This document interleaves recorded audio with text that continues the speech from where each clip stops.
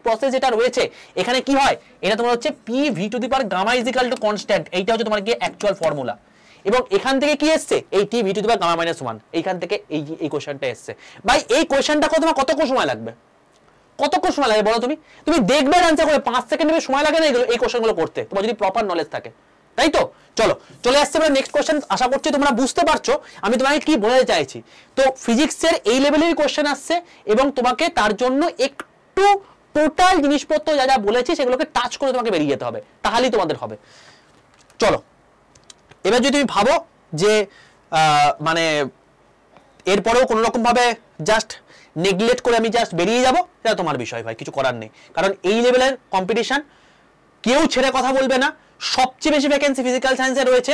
যদি তোমার স্বপ্ন হয়ে থাকে যে আমি মানে চাকরি করব স্কুলে এবং তোমার প্যাশন সেটা, স্বপ্ন সেটা, তো সেক্ষেত্রে আমি বলবো এর থেকে ভালো সুযোগ হতে পারে না। নিজের লাইফটা মানে সঁপে দাও এই 2 মাস, ঠিক আছে? এবং তার জন্য আমাদের তো ব্যাচ রয়েছে, তোমরা আমাদের ব্যাচে জয়েন করতে পারো, বা তোমাদের তো বাকি জিনিসপত্র তোমাদেরকে বলেই দিয়েছি। বাকি নেক্সট বিষয় চলে আসছে আমরা 38 নম্বর কোশ্চেন। তোমার এখানে বলছে স্পেসিফিক এটা করো বলছে, চলো এখানে অ্যান্সার বলো এটা কি হবে। দেখো একদম বেসিক কোশ্চেন, একদম বেসিক কোশ্চেন বলছে সমান ভরের জল ও দুধ একই রকম ভাবে গরম করতে দেওয়া হলো, কিছুক্ষণ পর দুধ বেশি গরম হয়ে গেল, এর কারণটা কি? ভাই একই সঙ্গে একটা বাটির মধ্যে ধরে নাও এটা হচ্ছে একটা বাটি, এই হচ্ছে একটা তোমার বাটি, এই বাটির মধ্যে তুমি কি করেছো, এখানে কিছু পরিমাণ তুমি দুধ রেখেছো যেটাকে বলা হয় তোমাকে মিল্ক। ধরে নাও এখানে 2 লিটার তুমি মিল্ক রেখেছো, এটা হচ্ছে তোমার গিয়ে আরেকটা বাটি যেখানে তুমি কি করেছো, এখানে তুমি 2 লিটার তোমার হচ্ছে ওয়াটার রেখেছো, ওয়াটার দিয়েছো, ঠিক আছে 2 লিটার। এবার দুটোতেই তুমি কি করছো, হিট দিচ্ছ। এবার দুটোতেই যখন তুমি হিট দিচ্ছ তুমি দেখবে যে মিল্কটা বেশি পরিমাণ তোমার হচ্ছে গরম হচ্ছে নাকি ওয়াটার বেশি পরিমাণে গরম হচ্ছে। কারণ এবার এর গল্পটা কি, এখানে গল্পটা কি দেখো, আমাদের এই টাইপের জিনিসপত্র এলেই তোমাদেরকে কি বলেছি, আমাদের যে ফর্মুলাটা আছে স্পেসিফিক হিটে সেই জায়গাটা আসতে। তো কিউ ইজ ইকুয়াল টু কি, q is equal to m s into delta t, এইটা হচ্ছে তোমার কি ফর্মুলা, মেন ফর্মুলা হচ্ছে এটা। এবার দেখো দুটোর ক্ষেত্রে তুমি সেম হিট দিয়েছো, তার মানে কিউটা কি কনস্ট্যান্ট।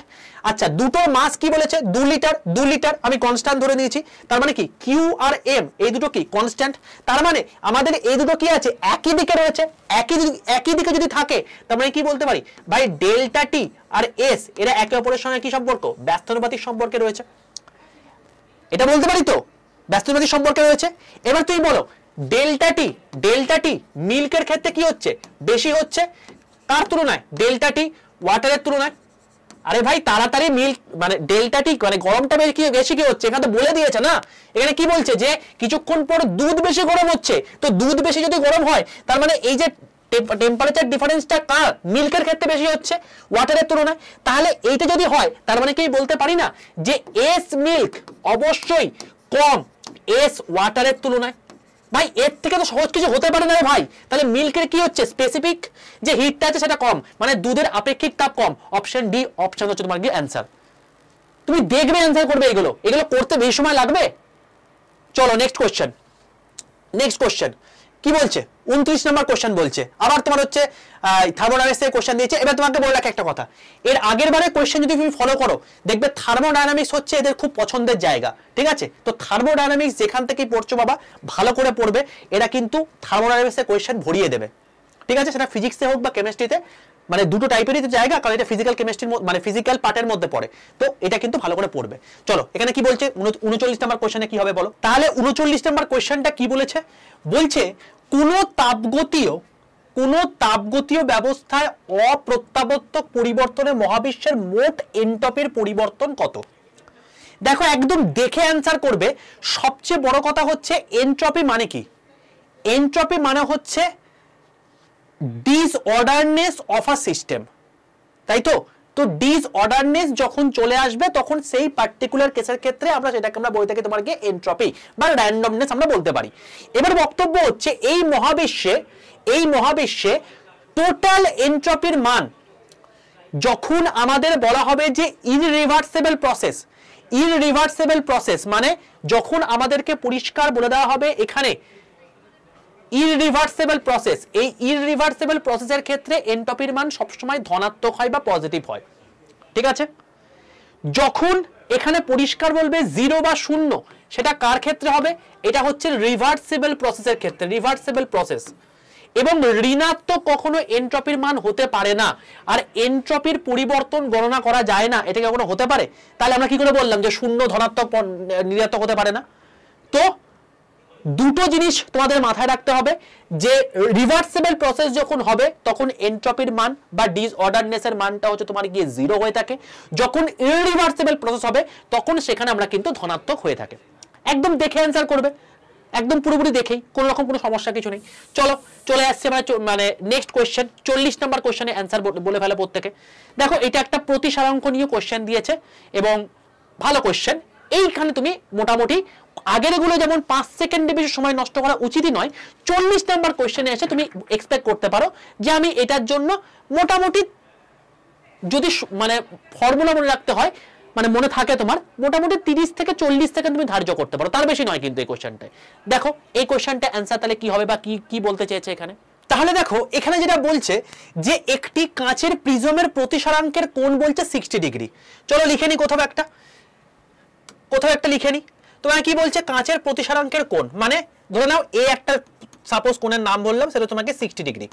আর তোমাকে কি বলেছে? ডি বিচ্যুতি কত বলছে? ডেভিয়েশন তোমার হচ্ছে 30 ডিগ্রি।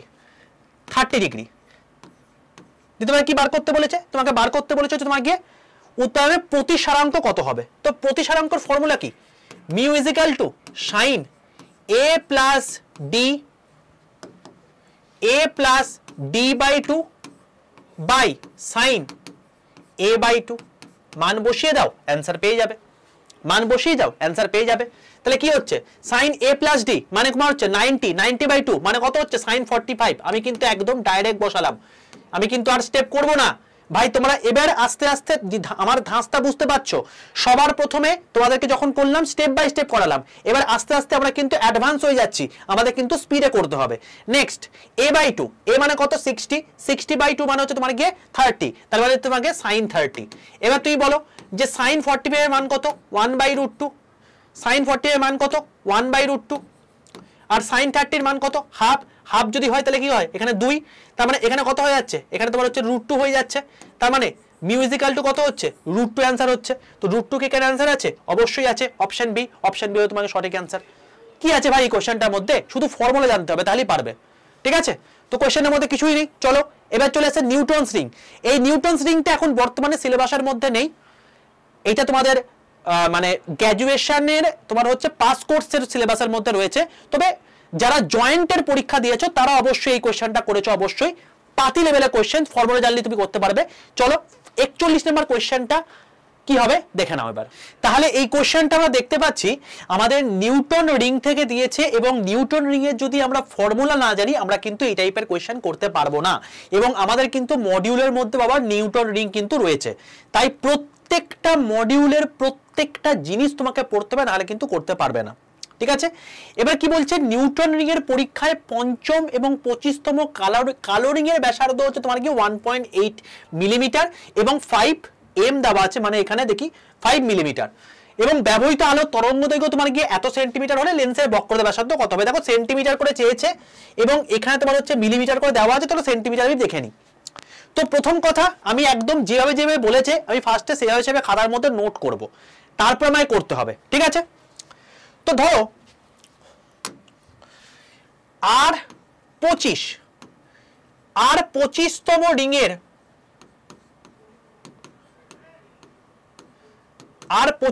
রিংয়ের ক্ষেত্রে তোমার হচ্ছে ব্যাসার্ধ কত হচ্ছে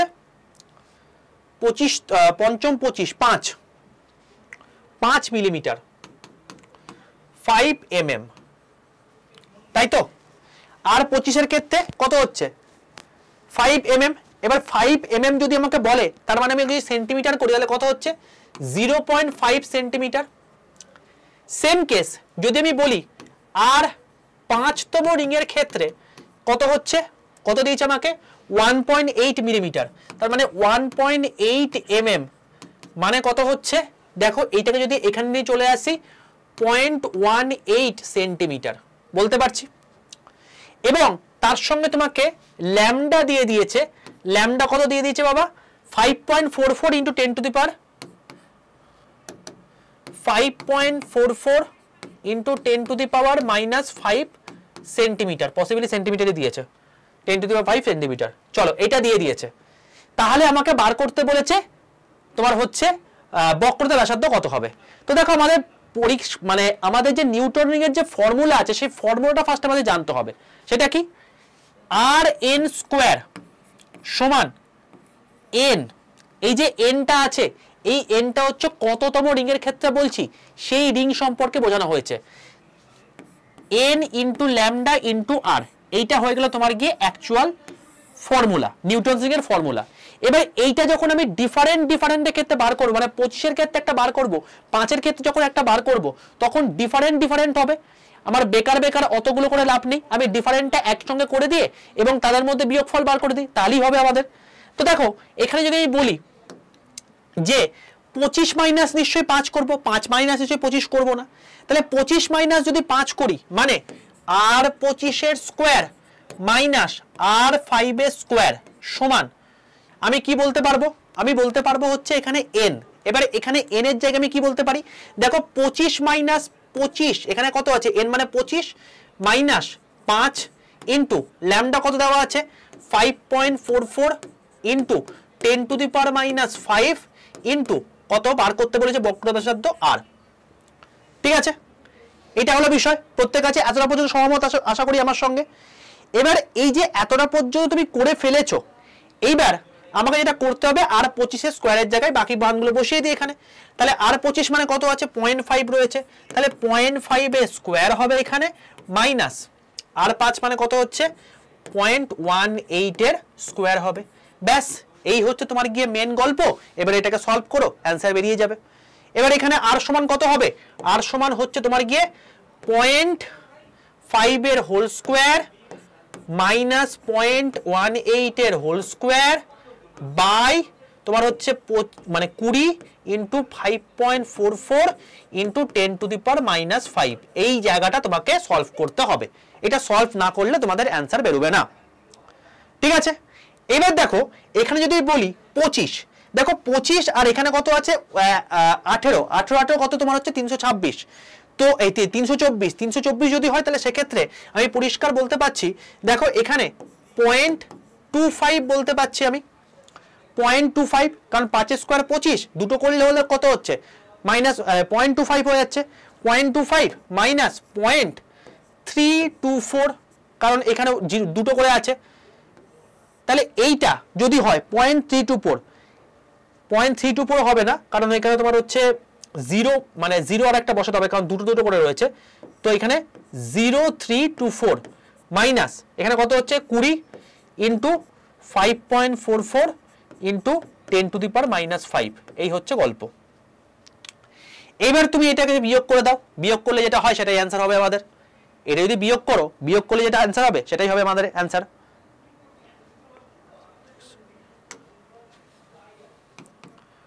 0.2476 হবে, এবং এখানে কত আছে 3 আছে 25 থেকে মানে বিয়োগ করলে 2176.2176 এখানে কত আছে 20 এবার যদি দেখো এই 20 এর সঙ্গে যদি 5.44 গুণ করো এবার তুমি ভাবো একটু জিনিসটাকে এই শূন্য দিয়ে যদি এখানে চলে যায় তাহলে কত হচ্ছে মানে শূন্য যদি এখানে চলে যায় -4 হয়ে যাচ্ছে -4 যদি হয়ে যায় তার মানে তোমার হচ্ছে 5.44 এর সঙ্গে তুমি 2 গুণ করে দাও 5.44 এর সঙ্গে যদি তুমি 2 গুণ করে দাও 1.088 হচ্ছে তার মানে 1.088 আমি মানে 5.4 এর সঙ্গে যদি আমি 2 গুণ করি তাহলে সেটা আসছে এবং তার সঙ্গে কি গুণ হবে তার সঙ্গে হচ্ছে তোমার কি 10⁻³ গুণ হয়ে যাবে 10⁻³ গুণ হয়ে যাবে কারণ এখানে তোমার হচ্ছে কি এই শূন্যের জন্য একটা শূন্য কেটেছি এবং এখানে বাকি জিনিসপত্র রয়েছে ঠিক আছে তো এই হলো ব্যাপার এবার তোমাকে এইটা সলভ করতে হবে এবং সলভ করলে যেটা আসবে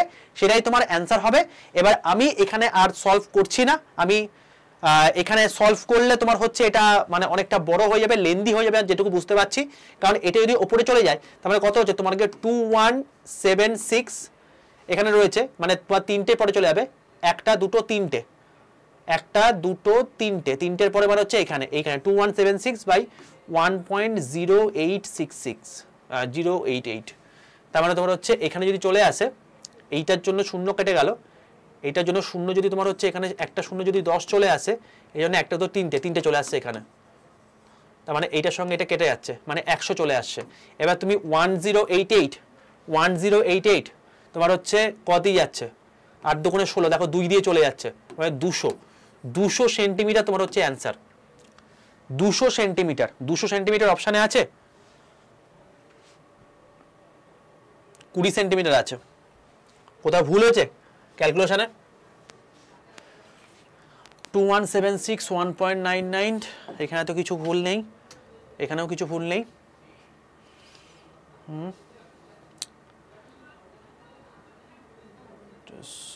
না এটা 2 দিয়ে কাটছে এটা অপশন গন্ডগোল আছে বুঝলে এই কোশ্চেনটার অপশন গন্ডগোল আছে এই যে কোশ্চেনটা আছে এই কোশ্চেনটার অপশন গন্ডগোল আছে এখানে তোমার হচ্ছে 20 সেন্টিমিটার যেটা রয়েছে এই 20 সেন্টিমিটারটা হবে না এটা 200 সেন্টিমিটার হবে ঠিক আছে তো এটা অপশন গন্ডগোল আছে এটা হলো বিষয় তো মোদ্দা কথা হচ্ছে এটাই এইভাবে আমাদের সলভ করতে হবে এইটা একটু তোমাদের টাইম লাগবে কিছু করার নেই বাট এইটা তোমাকে এইভাবেই সলভ করতে হবে ঠিক আছে চলে আসছে আমরা নেক্সট কোশ্চেন 42 নাম্বার কোশ্চেনে আমাদের এই কোশ্চেনটা অপশন আমরা গন্ডগোল পেলাম চলো এবার লেন্সের কোশ্চেন এসছে চলো ঝটপট করে লেন্সের কোশ্চেন আমরা সলভ করে নিই 42 নাম্বার কোশ্চেনে অ্যান্সার কি হবে দেখে নাও দেখো যারা মোটামুটি ভাবে এই টাইপের কোশ্চেনগুলো প্রবলেম সলভ করেছো তোমরা দেখে অ্যান্সার বলে দেবে x1 x2 সমান হচ্ছে f² কারণ এইটা আমরা যখন হায়ার সেকেন্ডারিতে করেছি এই টাইপের কোশ্চেনগুলো জয়েন্টের ক্ষেত্রে আমাদেরকে মুখস্থ রাখতে হতো তাও তোমাদের মধ্যে যারা রয়েছে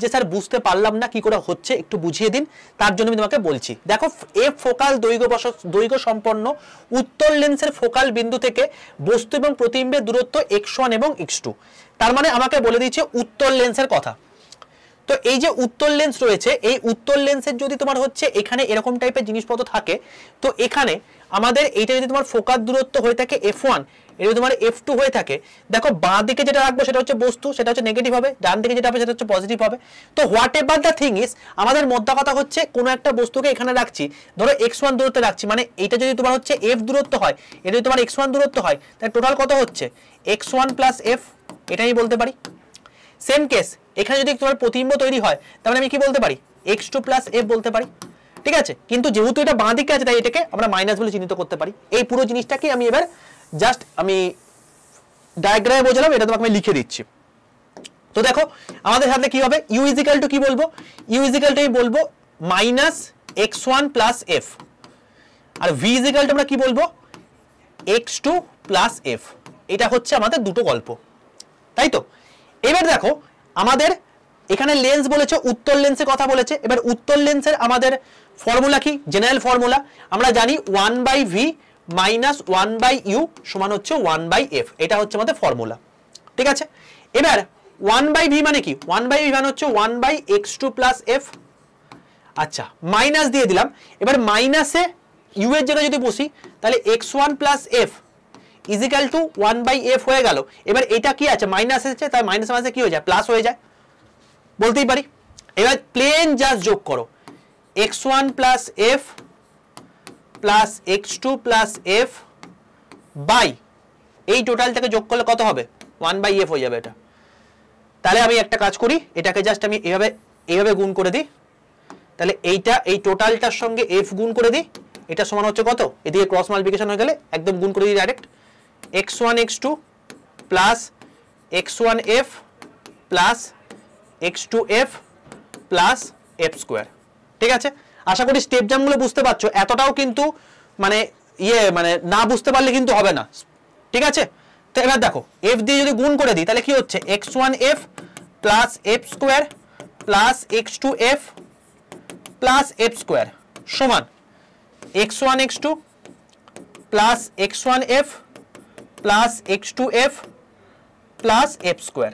এবার দেখো x1f আছে, x1f আছে, f স্কোয়ার রয়েছে, f স্কোয়ার রয়েছে, x2f রয়েছে, x2f রয়েছে, তাহলে কি পড়ে রইল f স্কোয়ার সমান x1 x2।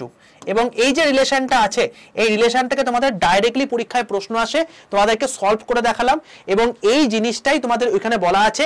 তোমাদের এতক্ষণ টাইম নিয়ে তোমাকে যেটা দেখালাম সেটা তোমাদেরকে জাস্ট কনসেপ্টটা ক্লিয়ারের জন্য, বাট পরীক্ষার সময় তুমি কিন্তু ডাইরেক্টলি এটা সি অ্যান্সার করতে পারবে, তার কারণ তোমাদেরকে সেইভাবেই জিনিসপত্রগুলোকে পড়তে হবে। ঠিক আছে, 11-12 জয়েন যখন দিয়েছো তখন এইভাবেই পড়েছো নিশ্চয়ই। চলো নেক্সট কোশ্চেন চলে আসছি, 43 নম্বর কোশ্চেন। 43 নম্বর কোশ্চেন আমাদের চলতরঙ্গ সম্পর্কে দিয়েছে, ওয়েভ সম্পর্কে দিয়েছে, দেখি কে করতে পারে। তো এখানে চলতরঙ্গ সম্পর্কে উল্লেখ করা হয়েছে। চলতরঙ্গ সম্পর্কে তুমি যদি তার প্রপার ডেফিনেশন না জানো, তার যদি প্রপার ইকুয়েশন না জানো, তুমি এই টাইপের কোশ্চেন করতে পারবে না। বরং তুমি কিন্তু এই কোশ্চেনটা যদি তুমি অপশন এলিমিনেট করে করো তাহলে তুমি করতেই পারবে। চলতরঙ্গ বলেছে, দেখো চলতরঙ্গ মানে হচ্ছে যে তরঙ্গটা কন্টিনিউয়াস ওয়েতে মুভ করছে, তো সে ধ্রুবক তো কখনো হতে পারে না। এবার এখানে শুধু সময় হবে না, শুধু স্থান হবে না, সময় এবং স্থান দুটোই হবে। তো function of speech and time, এটা হচ্ছে তোমার গিয়ে মেন গল্প। অ্যাকচুয়ালি এটা ডাইরেক্টলি তোমাকে কোথা থেকে দিয়েছে, এটা তোমাকে ডাইরেক্টলি দিয়েছে তোমার গিয়ে এর ফর্মুলা থেকে। তো এই ফর্মুলা যদি তোমাকে বলি তাহলে তার রেসপেক্টে আমি কি বলতে পারি, এর ফর্মুলা তোমাকে বলতে পারি। দেখো তোমাকে কি বলা হচ্ছে,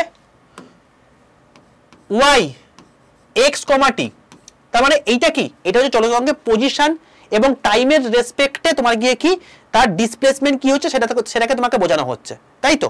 এবার দেখো এখান থেকে আমি কি বলতে পারছি, a সাইন, এবার এই সাইনের মধ্যে যেটা রয়েছে সেটা হচ্ছে মেন বিষয়। তো sign kx minus omega t plus phi, এইটা হচ্ছে তোমার গিয়ে চলতরঙ্গের একটা ইকুয়েশন। এবার এখানে এই যে ওমেগা আছে এটা কি, এটা হচ্ছে তোমার কি ইনিশিয়াল ফেজ। যদি তোমাকে বলা হয় এই যে ফাইটা হচ্ছে তোমার কি ইনিশিয়াল ফেজ। এবার তোমার হচ্ছে যদি ওমেগার কথা বলা হয়ে থাকে, সেই ওমেগাটা কি, ওমেগা হচ্ছে তোমার গিয়ে অ্যাঙ্গুলার ফ্রিকোয়েন্সি।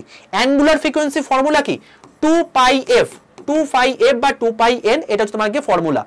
কে বলতে কি বোঝানো হচ্ছে, কে বলতে কি বোঝানো হচ্ছে, কে বলতে তোমাকে বোঝানো হচ্ছে তোমার গিয়ে ওয়েভ নাম্বার, যেটাকে আমরা 2π/λ দিয়ে উল্লেখ করতে পারি। এবং চলতরঙ্গের যে বিস্তারটা হচ্ছে সেটা তুমি বুঝতে পারছো যে এই x এবং t এই দুটো ইনগ্রেডিয়েন্টের উপর ডিপেন্ড করছে, যেখানে x হচ্ছে তার পজিশন এবং t হচ্ছে তোমার গিয়ে টাইম। তার মানে তার স্পেস এবং টাইম এই দুটো জিনিসের উপরই ডিপেন্ড করে থাকে। তো সেই রেসপেক্টে আমরা পরিষ্কার বলতে পারছি অপশন সি হচ্ছে তোমার গিয়ে সঠিক অ্যান্সার। বোঝা গেল কেসটা? তো তুমি যদি ফর্মুলা জেনে থাকো, যদি তুমি এর ক্যারেক্টারিস্টিক জেনে থাকো, এগুলো কিন্তু তোমার 5 সেকেন্ডও টাইম লাগবে না এই সমস্ত কোশ্চেনগুলো অ্যান্সার করতে। ঠিক আছে, চলো চলে আসছে নেক্সট কোশ্চেন, 44 নম্বর কোশ্চেন। 44 নম্বর কোশ্চেন, স্বরকম্প সৃষ্টির কারণ কি? স্বরকম্প সৃষ্টির কারণ কি দেখি বলো তো। স্বরকম্প সৃষ্টির কারণ হলো, যদি তোমাকে বলা হয় এখানে তোমার হচ্ছে 4টে অপশন রয়েছে। অসমান কম্পাঙ্ক বিশিষ্ট দুটি শব্দ তরঙ্গের ব্যতিচারের ফল, একদমই ঠিক চাই, কারণ দুটো যখন আলাদা আলাদা ফ্রিকোয়েন্সির সাউন্ড একসঙ্গে সাবমার্জ করবে, ইন্টারফেয়ারেন্স হবে, তখনই কিন্তু আমরা পার্টিকুলারলি একটা তোমার হচ্ছে বিটকে শুনতে পাই। তো এখানে কিন্তু কখনোই সেম ফ্রিকোয়েন্সি হলে কিন্তু আমরা সেই জিনিসটা শুনতে পাবো না। এবার দেখো, ধরো তোমাকে আমি যদি মানে এটাকে যদি ম্যাথামেটিক্যালি বলি, তাহলে দেখো y1 সমান আমি ধরো বললাম মানে কোন একটা ওয়েভের ধরো মানে ইকুয়েশন লিখতে গিয়ে a sin 2π f1 into t, y2 সমান হচ্ছে a sin 2π f2 into t। তো এই দুটো তোমার গিয়ে গল্প, ঠিক আছে, এবার এই দুটোকে যখন তুমি সাবমার্জ করবে তাহলে y ইজিক্যাল টু কি হয়ে যাচ্ছে, y1 প্লাস y2 হয়ে যাচ্ছে, y is equal two y1 plus y2 হয়ে যাচ্ছে। এবার দেখো এখানে কি আছে, a sin a, এখানে এই টোটাল জিনিসটাকে যদি বলি a যদি বলি তাহলে এই দুটোকে যোগ করে দাও, তাহলে এই দুটো কি হবে 2a হিসেবে বাইরে বেরিয়ে আসবে, আর sin a R sin b রয়েছে। এবার এই দুটো কি হচ্ছে sin a plus sin b, formula চলে আসছে। তাহলে এক্ষেত্রে আমরা কি বলতে পারি, এখানে ধরো 2a টাকে বাইরে নিয়ে চলে এলাম, এরপর 2a টাকে বাইরে নিয়ে আসার পর এখানে ধরো cos লিখলাম, আর এই জায়গাটা কি হবে, এখানে 2π রয়েছে, তাহলে সেক্ষেত্রে 2π টাকে আমি বাইরে লিখে দিচ্ছি। 2π যদি বাইরে লিখে দিই তাহলে সেক্ষেত্রে কি হচ্ছে f1 আছে আর এখানে f2 রয়েছে, তাহলে f1 মাইনাস f2 বাই তোমার হচ্ছে 2 ইন্টু টি, এটা হলো তোমার কস কম্পোনেন্ট। এবং এই কস কম্পোনেন্টে তো থাকবে না, তার সঙ্গে সাইন কম্পোনেন্টও থাকবে। এবার সাইন কম্পোনেন্টের ক্ষেত্রে কি হবে, এই যে সমান হচ্ছে 2π যেটা ছিল সেই 2π থাকবে, এবং তার সঙ্গে সঙ্গে এখানে কি আছে প্লাস থাকবে, কারণ f1 প্লাস f2 হয়ে যাবে, তখন f1 plus f2 into T, ব্যাস এই। তার মানে একটা তোমার হচ্ছে সাইন কম্পোনেন্ট হলো, একটা কস কম্পোনেন্ট হলো, কারণ হচ্ছে এখানে তোমার সাইনে মানে তোমার হচ্ছে সেই ফর্মুলা চলে এসেছে। এবার দেখো এই যে কস কম্পোনেন্ট পাচ্ছ আর এই যে সাইন কম্পোনেন্ট পাচ্ছ, এই কস কম্পোনেন্টকে আমরা কি বলে থাকি, অ্যামপ্লিটিউড ভাইব্রেশন বলে থাকি, তাই তো। আর সাইন কম্পোনেন্ট কি বলে থাকি, আমরা হচ্ছে অ্যাভারেজ ফ্রিকোয়েন্সি বলে থাকি। তো এই জিনিসপত্রগুলোকে তোমাকে মানে বুঝতে হবে, ভাবতে হবে, এবং এর ফলেই তোমার হচ্ছে কিন্তু এই ইন্টারফারেন্সটা ঘটছে, ঠিক আছে। তো আলটিমেটলি এখানে দুটো আলাদা আলাদা যখন ফ্রিকোয়েন্সির যখন সাউন্ড যখন ইন্টারফারেন্সের মাধ্যমে যখন সংমিশ্রণ হবে, তখন সেই জিনিস স্বরকম্পনটা কিন্তু আমাদের উৎপন্ন হয়ে থাকে, যেটাকে আমরা বিট বলে উল্লেখ করতে পারি, ঠিক আছে। একদম অপশন এ হচ্ছে তোমার সঠিক অ্যান্সার এখানে। চলো চলে আসছি next question, 45 number question. 45 number কোয়েশ্চেনে যেখানে বলছে যে একটি তাপযুগ্মের তাপ তড়িৎ বিভব নির্ণয় করে কোন জিনিসটার উপর। দেখো এখানে option A B C D রয়েছে, তাহলে এখানে কি অ্যান্সার হতে পারে। তো দেখো এই যে জিনিসটা আছে এইটা পরিষ্কারভাবে কিন্তু আমরা বুঝতে পারছি যে একটি তাপযুগ্মের তাপ তড়িৎ বিভব নির্ভর করে উষ্ণ সংযোগস্থলে উষ্ণতার উপর, শীতল সংযোগস্থলে উষ্ণতার উপর, দুই সংযোগস্থলে উষ্ণতার পার্থক্যের উপর, নাকি বর্তনীর দুই প্রান্তে বিভব পার্থক্যের উপর। দেখো পরিষ্কারভাবে আমরা জানি এই যে তোমার হচ্ছে মানে তোমার হচ্ছে যে এখানে বলেছে থার্মোকাপেলের কথা উল্লেখ করেছে বা হিট ইঞ্জিনের কথা বলছে। তো এই হিট ইঞ্জিন যেটা রয়েছে, এই হিট ইঞ্জিন কিন্তু আমাদের বাবা সেকেন্ড ল অফ থার্মোডাইনামিক্স এর উপর বেস করে কাজ করে থাকে, সেকেন্ড ল অফ থার্মোডাইনামিক্স, ঠিক আছে। এবং এই যে সেকেন্ড ল বলা আছে এখানে কি আছে, এখানে পরিষ্কারভাবে তোমাদের কিন্তু যে টেম্পারেচার ডিফারেন্স আছে, মানে সোজা কথায় হচ্ছে ধরো এখানে একটা বস্তু আছে যার উষ্ণতা হচ্ছে তোমাকে 30 ডিগ্রি সেলসিয়াস, আর এখানে একটা বস্তু আছে যেখানে তোমাকে 20 ডিগ্রি সেলসিয়াস। এবার এই উষ্ণ বস্তু থেকেই নিশ্চয়ই শীতল বস্তুর দিকে তোমার হচ্ছে হিটটা ট্রান্সফার হয়ে থাকে, কখনোই নিশ্চয়ই 20 থেকে 30-এর দিকে আসবে না। এবং তারও একটা নির্দিষ্ট মান আছে যতটা ট্রান্সফার হবে দিয়ে দুটো সমান লেভেলে আসবে, তবে অবশ্যই দুটোকে সঙ্গে থাকতে হবে, দূরত্ব থাকলে হবে না। এখানে দূরত্ব আমি এঁকেছি, যাই হোক। তো ব্যাপারটা হচ্ছে এটাই যে সবসময় হট যে বস্তুটা বা সাবস্টেন্সটা রয়েছে সেখান থেকে কোল্ডের দিকে যায়, তো এই 30 থেকে 20-এর দিকে যাচ্ছে। তো এই যে জিনিসটা যাচ্ছে এটা কিসের জন্য হচ্ছে, এটা তোমার হচ্ছে দুই সংযোগস্থলে উষ্ণতার পার্থক্যের উপর নির্ভর করছে, নাহলে এটা হতো না, ঠিক আছে। তাহলে এখানে অপশন সি যেটা রয়েছে temperature difference between two junction, এইটা হচ্ছে তোমার সঠিক অ্যান্সার হবে, অন্য কিছু না। চলো তাহলে আমরা বুঝতে পেরে গেলাম, একদম তোমাদের দেখে দেখে এই সমস্ত কোয়েশ্চেনগুলো অ্যান্সার করতে হবে, মানে বেসিক লেভেলের কোয়েশ্চেন তোমাদের রেসপেক্টে, এসএলএসটি রেসপেক্টে, ঠিক আছে। চলো এবার হচ্ছে তোমাকে ইলেকট্রিক ডাইপোলে কোয়েশ্চেন দিয়েছে। তো ইলেকট্রিক ডাইপোলের যে কোয়েশ্চেন দিয়েছে এটা টর্কের রেসপেক্টে, ঝটপট করে বলে ফেলো যে 46 এর অ্যান্সার কি হবে। তো দেখো এই যে কোয়েশ্চেনটা দিয়েছে এখানে ই তড়িৎ ক্ষেত্রের উপর পি তড়িৎ ভ্রামকযুক্ত তড়িৎ দ্বিমেরুর উপর প্রযুক্ত টর্কের মান কত হবে। তো সোজা কথায় একদম ডাইরেক্ট তোমাকে ফর্মুলা দিয়ে দিয়েছে, এবং তোমাকে যদি বলা হয় যে ই তড়িৎ ক্ষেত্রের উপর যদি তোমার হচ্ছে একটা টর্ক প্রয়োগ করা, মানে তোমার হচ্ছে একটা নির্দিষ্ট তোমার হচ্ছে ডাইপোল বসানো হয়, তাহলে সেক্ষেত্রে কি তোমার হচ্ছে রিলেশনটা হবে। তো সেখানে আমাদেরই কিন্তু মাথায় রাখতে হবে বাবা যে অ্যাকচুয়ালি ডাইপোলের ফর্মুলা কি, ডাইপোলের ফর্মুলা হচ্ছে যখন পার্টিকুলারলি কোনো একটা অপোজিট ডাইরেকশনের কোনো অপোজিট তোমার হচ্ছে মানে চার্জের কোনো তোমার হচ্ছে মানে চার্জ পার্টিকেল যদি থেকে থাকে নির্দিষ্ট দূরত্বে, তো সেখানে তোমার হচ্ছে ডাইপোলটা হয়ে থাকে, মানে P = Q × D, এটা তোমার গিয়ে অ্যাকচুয়াল ফর্মুলা। এবার বক্তব্য হচ্ছে এখানে যে টর্কের কথা বলা হচ্ছে, এই যে টর্কটা আছে এই টর্কটা কি, এই টর্কটা হচ্ছে তোমার হচ্ছে P, এই P এবং হচ্ছে ইলেকট্রিক ফিল্ড এই দুটোর ক্রস প্রোডাক্টের সঙ্গে তৈরি হচ্ছে, মানে torque is equal to p cross E, কখনোই কিন্তু ই ক্রস পি হবে না। অর্থাৎ আমাদের এটা ভেক্টর কোয়ান্টিটি আমরা প্রত্যেকেই জানি। এবার পি ক্রস ই মানে কি, পি ই সাইন থিটা, ব্যাস এটা হচ্ছে তোমার গল্প, যে torque is equal to P E sine theta. তার মানে এখানে পি ক্রস ই কোথায় রয়েছে, অপশন ডি রয়েছে, অপশন ডি ছাড়া অন্য কিছু হতেই পারে না। এখানে ডট প্রোডাক্ট রয়েছে, ই ক্রস পি রয়েছে, দেখো এটাও হবে না এটাও হবে না, তোমাকে ডাইরেক্ট মনে রাখতে হবে। আর এই বাই করলে তো হবেই না, কারণ মানে টর্ক ইনটু পি হয়ে যাচ্ছে, সেটা তো হচ্ছে না, ঠিক আছে। তো তুমি যদি এই ডাইরেক্ট ফর্মুলাটা মাথায় রাখো, তুমি আরামসে এটা করতে পারছো। তো অ্যাজ সাচ বিশাল হাইফাই লেভেলের কোয়েশ্চেন কিন্তু নয়, মোটামুটি যারা পড়াশোনা ঠিকঠাক করেছে তারা অবশ্যই পারবে। চলে আসছি 47 নাম্বার কোয়েশ্চেন। দেখো একটা রোধের কোয়েশ্চেন দিয়েছে, তো এই রোধের কোয়েশ্চেনটার অ্যান্সার আমরা কি বলতে পারি। কোএফিসিয়েন্ট দিয়ে আমাদের কোয়েশ্চেনটা দিয়েছে রোধের, ঠিক আছে। তো একটি পরিবাহী 50 ডিগ্রি সেলসিয়াস তাপমাত্রায় রোধ হচ্ছে 5 ওহম, 100 ডিগ্রি তাপমাত্রায় হচ্ছে তোমার গিয়ে 6 ওহম, তাহলে 0 ডিগ্রি তাপমাত্রায় রোধ কত, এটা আমাকে বার করতে হবে।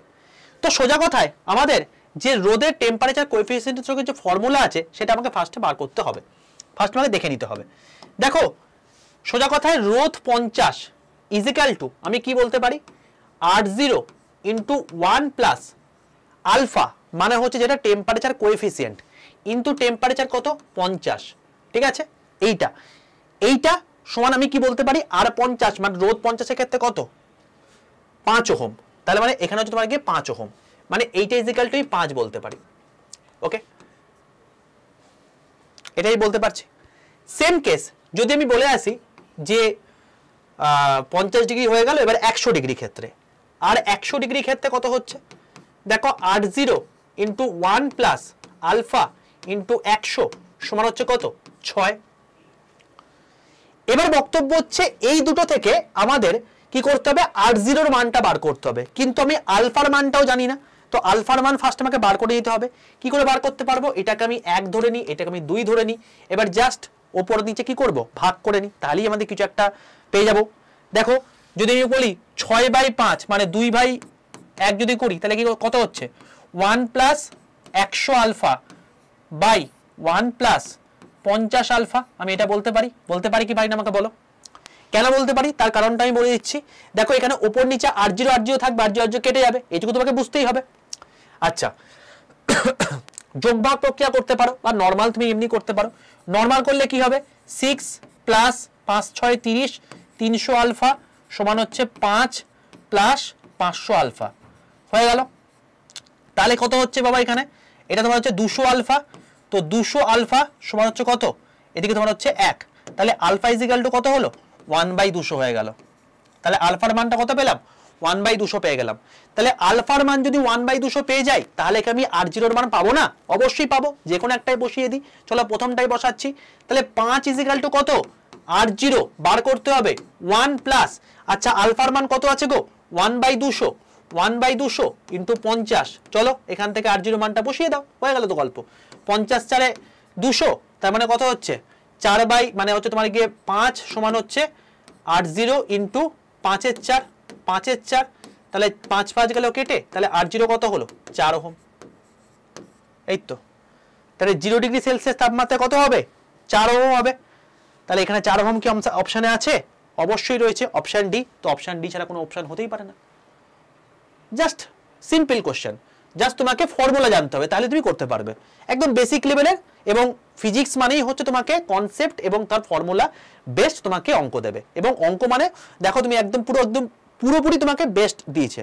আচ্ছা দেখো এই যে কোয়েশ্চেনটা দিয়েছে, এটা পরিষ্কারভাবে বুঝতে পারছি আমাদের কিরচফস লয়ের সূত্র অনুযায়ী হবে। 48 নম্বর কোয়েশ্চেন, 12টি সমান তোমার হচ্ছে এক্স রোধযুক্ত তারকে ঘনকের আকারে সাজানো হলে দুটি কর্ণ বরাবর কার্যকর মান কত হবে, এটা হচ্ছে প্রশ্ন। তো কি হবে বলে তোমাদের মনে হচ্ছে, তাহলে আর বেশি দেরি না করে শুরু করে দেওয়া যাক এই কোয়েশ্চেনটা। 12টা সমান আকারে বলেছে, একটা ঘনক বলেছে, তো ঘনকের রেসপেক্টে আমাদের কোয়েশ্চেনটা করতে হবে। তো ঘনকের রেসপেক্টে যদি আমি কোয়েশ্চেনটা করি, তাহলে ভাবো যে আমরা কি বলতে পারি। ধরো এইটা হচ্ছে একটা ঘনক,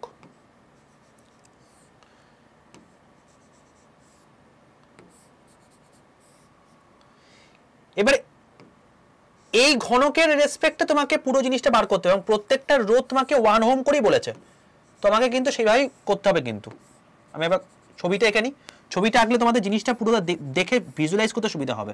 ছবি না আঁকে এগুলো করতে যাও না।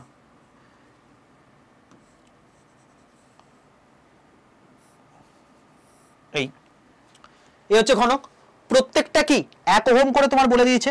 এবার ধরো আমি তোমাকে বললাম এই পয়েন্টটা হচ্ছে তোমার কি এ পয়েন্ট, যেখান থেকে আমি সাপ্লাই পাঠাচ্ছি, ঠিক আছে, এখান থেকে সাপ্লাই পাঠাচ্ছি এবং এন্ড পয়েন্টটা কোথায়, ধরো আমি এখানে বি পয়েন্ট বললাম, যেখানে তোমার হচ্ছে এন্ড পয়েন্ট। এবার আমি কি করছি, আমি ধরো এই টোটাল জিনিসটা একটা সাপ্লাইয়ের মধ্যে দিয়ে জুড়ে দিচ্ছি, এই টোটাল জিনিসটাকে আমি একটা সাপ্লাইয়ের মধ্যে জুড়ে দিচ্ছি। ধরো এটা জুড়ে দিলাম, ঠিক আছে। এবার এই যে জিনিসটা আছে, এবার দেখো এখান থেকে তোমার কারেন্ট যাবে, এবার এখান থেকে কারেন্ট বেরোবে এবং বেরিয়ে তোমার এখানে আসবে, তাই তো। এবার তুমি ভালো করে অবজার্ভ করো, আমি বলছি যে এই এ পয়েন্টে, আচ্ছা আমি এইগুলোর নাম দিয়ে দিই, এটা হচ্ছে তোমাকে সি, এটা হচ্ছে তোমাকে ডি, ঠিক আছে। এ পয়েন্টে তোমার হচ্ছে কত, 3 অ্যাম্পিয়ার কারেন্ট যাচ্ছে, আমি অ্যাম্পিয়ার না বলে 3 আই বলে দিই, 3 আই কারেন্ট যাচ্ছে। কেন স্যার 3 আই বলছেন, কারণ এ পয়েন্টে দেখো 3টে ভাগে ভাগ হবে, তুমি 3টে ভাগে ভাগ করে ওই আরো জটিল করে না গিয়ে আমি জাস্ট 3টে ভাগে আই করে ধরে নিচ্ছি। তো ধরে নাও এখানে কি হয়ে গেল, এখানে আই চলে গেল, এখানে কি হয়ে গেল, আই চলে গেল, এখানে কি হয়ে গেল, আই চলে গেল, ঠিক আছে। দেখো ভালো করে জিনিসটা বোঝো। এবার প্রত্যেকটা ওহম কিন্তু রেজিস্ট্যান্স কিন্তু আর করেই রয়েছে, রেজিস্ট্যান্স কিন্তু একটা ওহমই, মানে হচ্ছে আর করেই রয়েছে, ধরে নিচ্ছে আর করে। এবার যখন দেখো এই আইটি যখন এখানে চলে এসছে, এবার এইখানে যখন আসছে ও কিন্তু আবার দুটো ভাবে ভেঙে যাচ্ছে, একবার এইদিকে যাচ্ছে একটা এদিকে যাচ্ছে, তাহলে কি হবে এখানে, এটা হচ্ছে তোমার গিয়ে I/2 হয়ে যাবে, এটা হয়ে যাবে তোমার গিয়ে I/2 বলতে পারি, তাই তো। আবার দেখো এখানে যখন এই জিনিসটা যাচ্ছে, এবার এটাও দুটো ভাগে ভেঙে যাচ্ছে, মানে কি হচ্ছে, এটাও I/2 হয়ে যাচ্ছে আর এটাও তোমার হচ্ছে I/2 হয়ে যাচ্ছে, ঠিক আছে। আবার এটাও যখন যাচ্ছে, এটাও কি হচ্ছে দেখো দুটো ভাগে, এটা এখানে দেখো এই জায়গাটা যখন যাচ্ছে তখন এইটা কি হচ্ছে আই করে আসছে, তো এবার এই আইটা আবার এখানে 3টে ভাগে ভেঙে যাচ্ছে, দেখো এইদিকে না, এখানে এইদিকে একটা যাচ্ছে, এইদিকে একটা যাচ্ছে, আচ্ছা দুটো ভাগই ভাঙছে, তার মানে এখানে কি হচ্ছে, এটা হচ্ছে তোমার I/2, এটা হচ্ছে তোমার I/2, দুটো ভাগে ভেঙে যাচ্ছে। এবার দেখো দুটো মার্জ হয়ে গিয়ে কি হতে পারে, দেখো এখান থেকেও তো I/2 আসছে, এখান থেকেও তো I/2 আসছে, তার মানে এইটা এখানে যখন যাবে তখন আবার আই হিসাবেই যাবে। আবার যখন বাবা এখান থেকে I/2 আসছে আর এখান থেকে I/2 আসছে, মানে যখন এটা এখানে যাবে তখন কি হবে, আই হিসাবে যাবে বলতে পারি। এবং দেখো এখানেও I/2 আসছে, এখানেও I/2 আসছে, যখন এটা এখানে যাবে তখন কি হবে, আই হিসাবে যাবে, পরিষ্কার কথা। তাহলে দেখো এখান থেকে আই আসছে, এখান থেকে আই আসছে, এখান থেকে আই আসছে, তার মানে যখন বেরিয়ে আসছে তখন কি আসছে, 3I হিসাবে বেরিয়ে আসছে। পুরো সার্কিটটা পুরোপুরি ক্লিয়ার তো, কিভাবে পুরো জিনিসটা হচ্ছে। যদি এই সার্কিটটা ক্লিয়ার না থাকে তাহলে তুমি কিন্তু করতে পারবে না। এবার তুমি যদি সার্কিটটা ক্লিয়ার থাকে, এবার তুমি জিনিসটাকে একটু ভাবো, তুমি এখানে যদি এবার তোমাকে কি বলেছে, দুটো কর্নার রেসপেক্টে বলেছে, মানে এখান থেকে তুমি করেছো, এখানে রেসপেক্টে বলছো। এবার তুমি এখান থেকে এতদূর পর্যন্ত যেতে পারো কি করে, দেখো এখানে দুটো অপশন রয়েছে, একটা হচ্ছে AC CD DB, best possible outcome. এসির ক্ষেত্রে কি হচ্ছে, দেখো এসির ক্ষেত্রে যদি ভাবি এখানে আর রেজিস্ট্যান্স রয়েছে, তার মানে কি হচ্ছে, এটা হচ্ছে IR হচ্ছে, তাহলে এসির ক্ষেত্রে আমি ই এর রেসপেক্টে বলছি IR এসির জন্য, প্লাস দেখো এখানে CD যখন যাচ্ছে তখন কি হচ্ছে I/2 এবং তার সঙ্গে কি আছে একটা রেজিস্ট্যান্স আছে R, তার মানে কি হচ্ছে I/2 ইনটু R। এবং তারপর যখন আমি এখানে ডি এর রেসপেক্টে বিয়ে যখন যাচ্ছি তখন কি হয়ে যাচ্ছে, এটাও কি বলতে পারি, আমি IR বলতে পারি কি পারি না, আমাকে বলো, বলতে পারি তো। যদি আমি বলতে পারি তাহলে এবার ভাবো যে এখানে তোমার কি হচ্ছে 2IR প্লাস 1/2 IR, ঠিক আছে।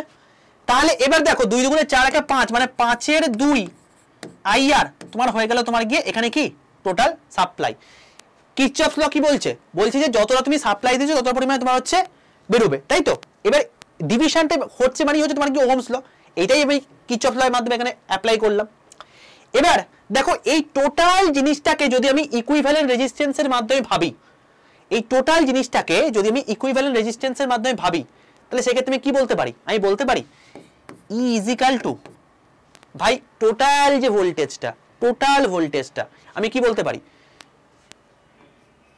টোটাল সাপ্লাই ইনটু আর ইকুইভ্যালেন্ট, বলতে পারি কি পারি না আমাকে বলো ভাই। টোটাল যদি বলি, টোটালটার রেসপেক্টে, এই যদি এই টোটাল জিনিসটা আমি টোটাল কোনটাকে যদি আমি একটা রেসপেক্টে একটা যদি রেজিস্ট্যান্স ভাবি, আর যদি এটা যদি তোমার ই ভাবি, তাহলে এটা টোটাল আর ইকুইভ্যালেন্ট, আর এটা তোমাকে টোটাল ই বলতে পারি। এবং এখান থেকে সাপ্লাই হচ্ছে কত 3i হচ্ছে, কারণ এখানে 3i আমি ধরেছি, বলতে পারি। এবার তুমি জাস্ট ই এর জায়গায় মানটা বসিয়ে দাও, ই এর মানটা তুমি পেয়ে গেছো তো, 5/2 i আর বসিয়ে দিলে, আর এখানে কত হচ্ছে 3i বসিয়ে দিলে, আর ইকুইভ্যালেন্ট তোমাকে বার করতে বলেছে, বার করে নাও, i গেল কেটে। এবার দেখো কত হচ্ছে, আর ইকুইভ্যালেন্ট সমান হচ্ছে তোমার গিয়ে কত হচ্ছে 5/3 দুগুণে 6, 6r, 5-এর 6r। তো 5-এর 6r যেটা আছে সেটা হচ্ছে তোমার কি অ্যান্সার হবে। 5-এর 6r অ্যান্সার কি আছে, অবশ্যই আছে অপশন এ। অপশন এ হচ্ছে তোমার কি সঠিক অ্যান্সার। কেসটা বুঝতে পারলে? তোমাকে ভেঙে একটু জিনিসটা বুঝতে হলো। তো সেই জন্য এইটার ক্ষেত্রে যে ধরো 2 মিনিট বা 3 মিনিট তোমার টাইম লাগবে, তোমাকে বোঝাবার জন্য এত কিছু বললাম। এবার তুমি যদি এটাকে নিজে করো তখন তুমি দেখবে 50টা স্পিডে করছো, এবার তোমার এখানে 3 মিনিট টাইম লেগে গেল, কিন্তু দেখো তুমি বাকিগুলোর ক্ষেত্রে কিন্তু অনেক টাইম বাঁচিয়ে এসছো, সেটা এখানে হয়ে যাচ্ছে। তো এইভাবে তোমাকে ব্রেনটাকে ট্রেন করতে হবে, তবে তুমি করতে পারবে। চলো চলে আসছে নেক্সট কোয়েশ্চেন, 49 নাম্বার কোয়েশ্চেন। এখানে কি হবে দেখো বাবা, এই গল্পতে আমি আর কি যাবই না। এখানে পরিষ্কার বলে দিয়েছে যে একটি আদর্শ ভোল্টমিটারের রোধ কত হবে। ভাই ভোল্টমিটার মানে কি, যে ভোল্টেজ মেপে থাকে। ভাই ভোল্টমিটার মানে হচ্ছে যে ভোল্টেজ মেপে থাকে।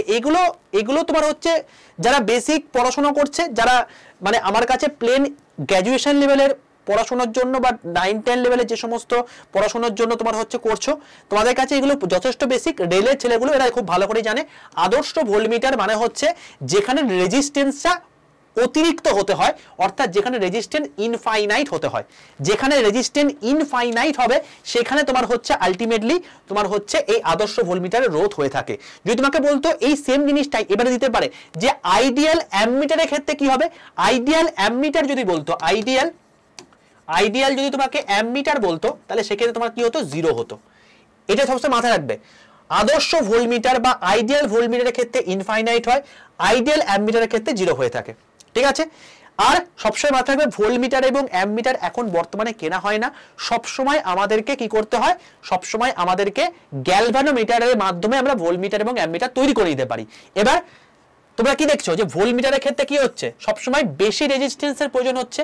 এবার শ্রেণী সমবায় এবং মানে সমান্তরাল সমবায় দুটোর মধ্যে কোথায় তোমার হচ্ছে মানে রেজিস্ট্যান্স সবচেয়ে বেশি হয়ে থাকে, শ্রেণী সমবায় ক্ষেত্রে, আমরা প্রত্যেকেই জানি। এবং এইটাই এবারে তোমার দেখবে যে বিসিএস এর প্রশ্ন এসেছিল, দেখবে একই কোশ্চেনই এসেছিল।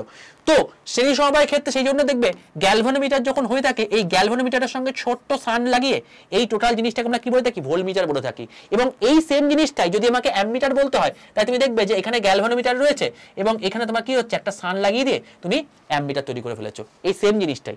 সান মানে কি, সান মানে হচ্ছে তোমার কি একটা ছোট্ট রোধ। ঠিক আছে? কেসটা বুঝতে পারলে? সহজ জিনিস, কিচ্ছু নেই এর মধ্যে। চলো হয়ে গেল কোশ্চেন। 49 নম্বর কোশ্চেন। চলে আসছে আমরা 50 নম্বর কোশ্চেনে। 50 নম্বর কোশ্চেন কি বলছে, চিরচৌম্বক পদার্থের চৌম্বক ভেদ্যতা কত, মানে magnetic permeability of a diamagnetic substance. ভাই তোমাকে এই জিনিসটা বুঝতে হবে, ম্যাগনেটিক পারমিয়েবিলিটি বলতে কি বোঝায়। ম্যাগনেটিক পারমিয়েবিলিটি বলতে কি বোঝায় দেখো, তোমাকে কতগুলো জিনিস বুঝতে হবে। সবসময় মাথায় রাখবে মিউ যেটা বলা হয়ে থাকে, এই মিউটা কি বলছে তোমাকে, পারমিয়েবিলিটি বোঝাতে ইউজ করা হয়ে থাকে। বোঝা গেল? মিউ বলতে তোমাকে পারমিয়েবিলিটি বলতে বোঝাতে ইউজ করা হয়ে থাকে। কোনো একটা চুম্বক কত ভালোভাবে তার নিজের মধ্যে তার চৌম্বক ক্ষেত্র তৈরি করছে, এইটাকে আমরা বলে থাকি তার ম্যাগনেটিক পারমিয়েবিলিটি। ম্যাগনেটিক ক্ষেত্রে ম্যাগনেটিক পারমিয়েবিলিটি।